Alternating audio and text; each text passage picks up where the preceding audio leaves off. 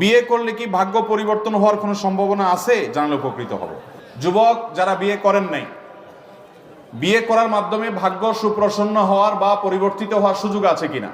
আমরা কোরআন খুললে দেখতে পাই আল্লাহ রাব্বুল আলামিন বলেছেন, ওয়া আনকিহুল আয়ামা মিনকুম ওয়াস সালিহিনা মিন ইবাদিকুম ওয়া ইমাইকুম ইন ইয়াকুনু ফুকারা ইউগনিহিমুল্লাহু মিন ফাদলি।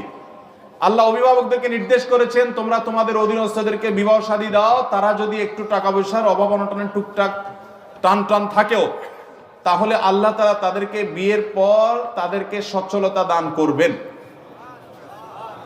এর মানে এই না যে আপনার কাছে মোহরও নাই, আপনার কাছে স্ত্রীর মোটামুটি ডাল ভাতের ব্যবস্থা করার কোনো অ্যারেঞ্জমেন্টও নাই, ঢাল নাই তরবারি কিছুই নাই, কিন্তু আপনি নিধিরাম সর্দার হইতে চাচ্ছেন, এই সুযোগ নেই।